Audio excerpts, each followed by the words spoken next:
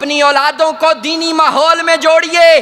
آپ جب مر جائیں گے، قبر کی پاتال میں اتر جائیں گے، آپ پر فاتحہ پڑھنے کے لیے آپ کے پلاٹ نہیں آئیں گے، آپ پر فاتحہ پڑھنے کے لیے آپ کا بینک بیلنس نہیں آئے گا، آپ پر فاتحہ پڑھنے کے لیے آپ کی جائیداد نہیں آئے گی، آپ پر فاتحہ پڑھنے کے لیے آپ کی کوٹھی بنگلہ کار نہیں آئے گی، بلکہ آپ کی قبر پر فاتحہ پڑھنے کے لیے وہی اولاد آئے گی کہ جس کی آپ نے اچھی تربیت کی ہوگی۔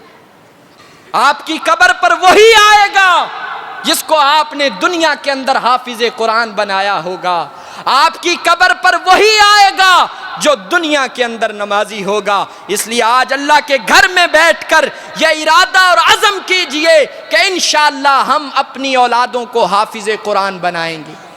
کیوں بھائی؟ ہم اپنی اولادوں کو کیا بنائیں گے؟ حافظ قرآن بنائیں گے۔ میں آپ کو ایک تحفہ دکھانے لگا ہوں، ادھر آؤ بچے۔ آج اس بچے کا قرآن کریم مکمل ہوا ہے، وڈالہ والو حفظ مکمل ہوا ہے، اس کا والد اس دنیا میں نہیں ہے۔ دل پر ہاتھ رکھ کے بتاؤ، آج بتاؤ اس کے ابا کا قبر میں کیا پروٹوکول ہوگا، اس کے ابا کا آج کیا اعزاز ہوگا؟ قبر میں جائے گا تو اس بچے کا پڑھا ہوا قرآن جائے گا۔ آج اس بچے کا آخری سبق ہے، اس کا سبق سنتے ہیں، پھر انشاءاللہ اس کے بعد نماز کھڑی کرتے ہیں۔ اعوذ باللہ من الشیطان الرجیم،